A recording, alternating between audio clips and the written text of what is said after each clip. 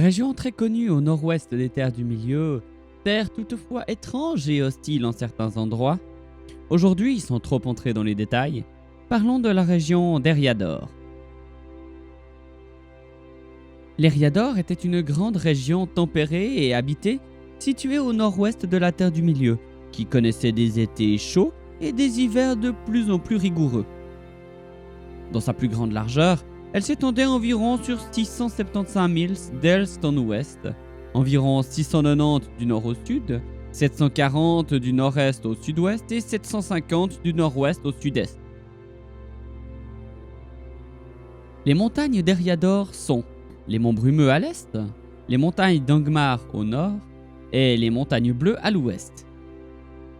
La région était traversée par de nombreuses rivières et fleuves, dont les plus importants sont le fleuve Lune, qui traversait les montagnes Bleues pour former le golfe de Lune, le Brandevin, qui sortait du lac Devendim pour former la frontière est de la comté, et le Gwathlo, qui formait la frontière sud de l'Eriador. Les autres rivières sont le Glanduin, qui sortait d'Eregion et se jetait dans le Gwathlo, en amont de Tarbad, formant le marais de Nininaith.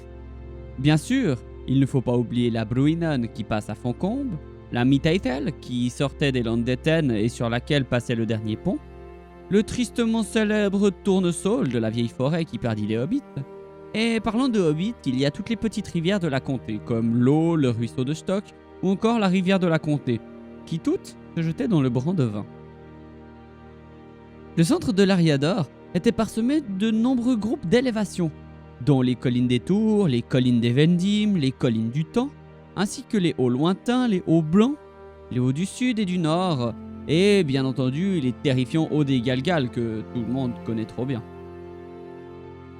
Malgré la déforestation massive entreprise par les Núménoréens au cours du Second Âge, certaines zones boisées sont restées comme la vieille forêt, le bout des bois, la forêt de Bindbol et le bois de Chet autour de la colline de Bray, les fourrés des trolls par exemple, et surtout Erinvorn, bien qu'elle fût radicalement amoindrie par les Núménoréens. Eregion, qui fut également nommé Ousai, a été nommé ainsi en raison du grand nombre de houx qui y poussaient. Voici pour la carte des lieux naturels. Quoique, allez, ajoutons quelques lieux dignes d'intérêt comme la baie de Fort Rochelle, le golfe de Lune, le lac d'Evendim et le mont Gundabad. Voici. Les lieux à l'est des monts Brumeux ne sont pas écrits sur cette carte, simplement parce qu'ils font partie de la région nommée Rovanion et non de l'Eriador. Les mauvaises langues plus tard parleront du Rohan au sud, mais c'est plus facile de noter tout alors que, à l'est, il y a la barrière des monts Brumeux. Maintenant, parlons des lieux construits ou créés par hommes, elfes ou tout autre peuple. La route est-ouest, pour commencer, traversait Eriador de Foncombe à l'est au Havre Gris à l'ouest, tandis que le chemin vert partait de Fornost vers le sud, reliant Arnor et Gondor. Le chemin vert et la route est-ouest se rejoignaient à Brie. Les principaux établissements elfiques comprenaient les Havre Gris, Ostinedil et Foncombe.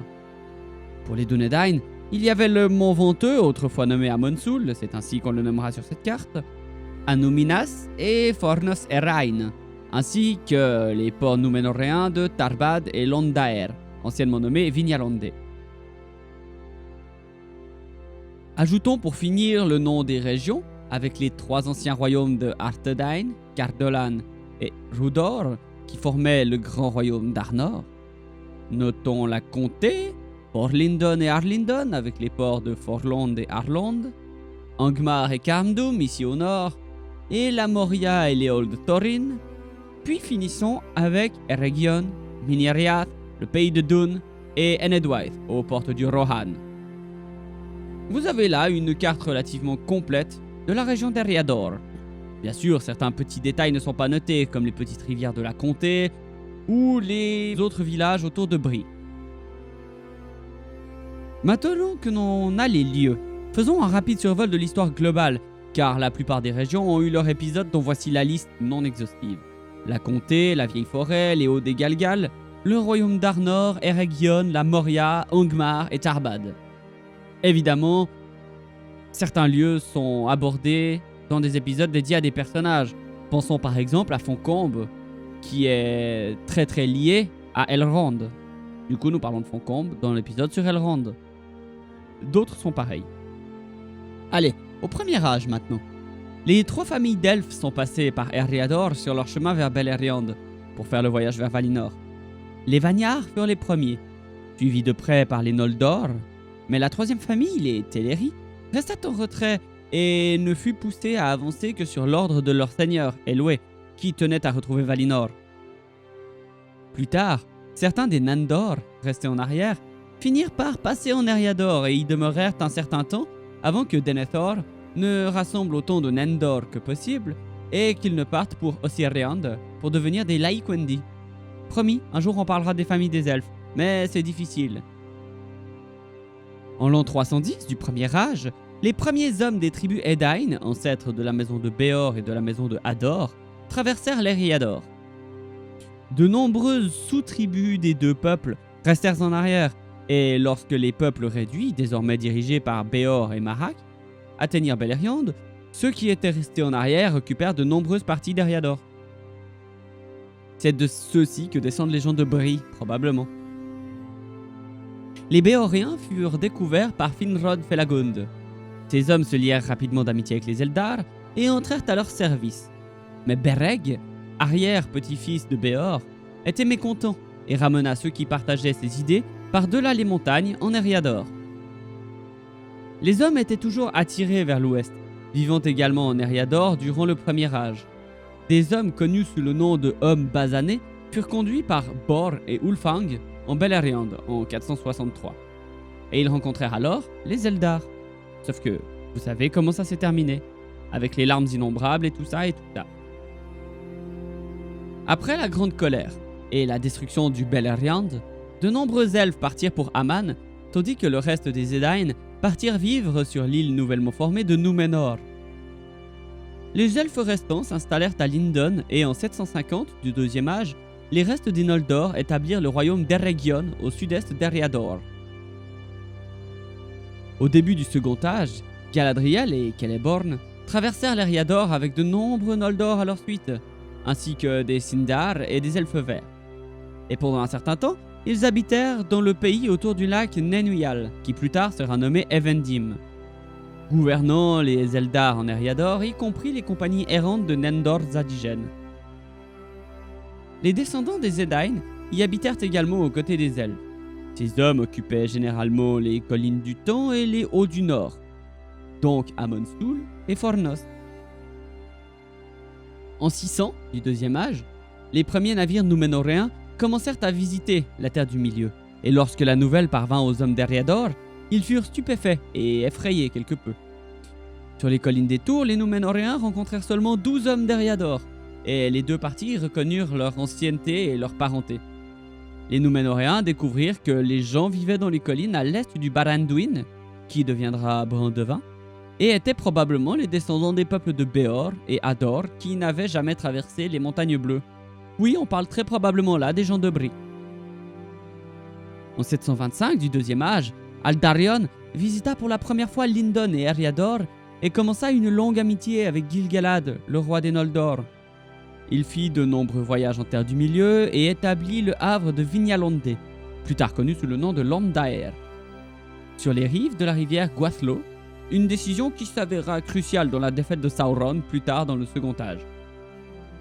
En tant que marin, Aldarion avait un grand désir de construire des navires, et pour ce faire, il commença à déboiser une grande partie du Mineriath et de l'Enedwaith. Cela mit en colère les hommes natifs de la forêt qui s'enfuirent dans la forêt d'Erinvorn. Mais j'en parle plus longuement dans l'épisode consacré à Tharbad.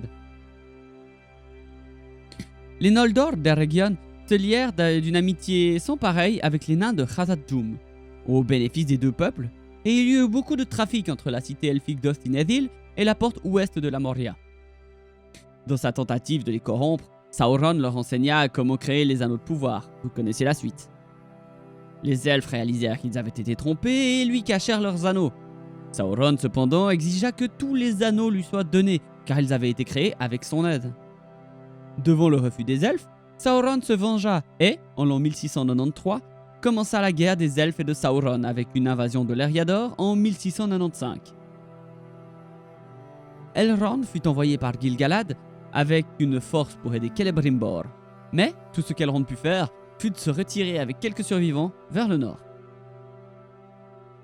En 1697, alors que l'Eregion était dévastée, Elrond fonda le refuge d'Imladris pour se défendre contre Sauron. Il fut rejoint par des hommes et des elfes qui vinrent grossir ses forces. Sauron avait pris le contrôle de tout l'Eriador en 1699, après avoir repoussé les nains de Khazad-dûm et fermé les portes.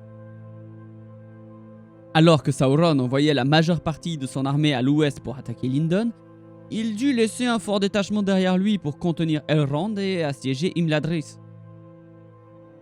Gil-galad envoya alors une missive au roi Tar-Minastir de Númenor pour demander de l'aide.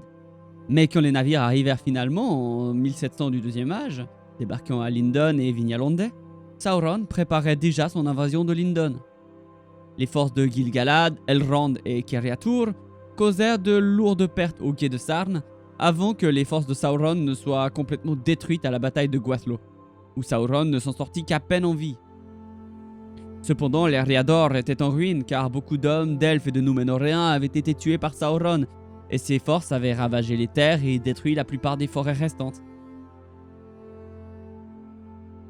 Les seigneurs elfes décidèrent lors d'un conseil qu'Imladris deviendrait la nouvelle forteresse elfique dans l'est de l'Eriador, après la destruction d'Eregion.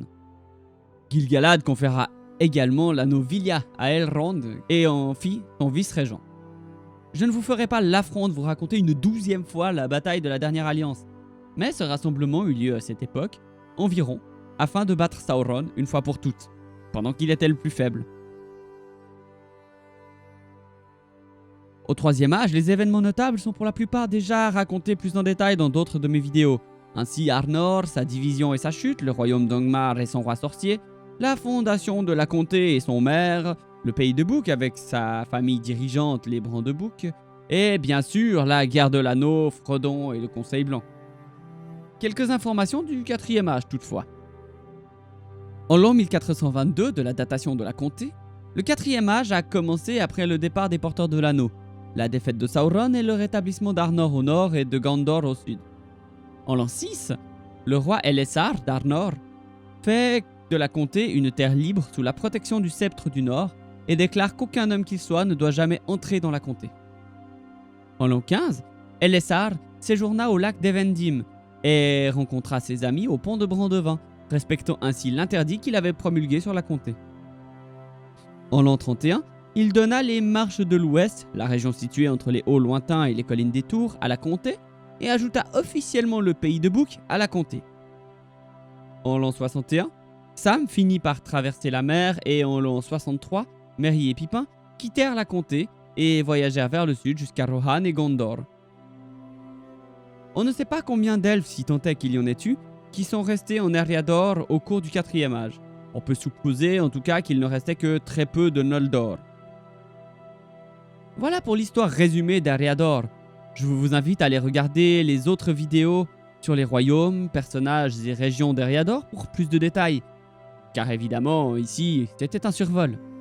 J'espère que cet épisode vous aura plu. Si c'est le cas, n'hésitez pas à me suivre sur les réseaux sociaux et plus encore sur Twitch où j'aime vraiment discuter avec vous quand vous venez me voir. N'hésitez pas non plus à me soutenir sur Tipeee, car votre soutien pourra aider un gros projet qui est en train de se préparer pour fin mai. En attendant, merci encore de regarder mon contenu et je vous dis à très bientôt au Terre du Milieu. Ciao!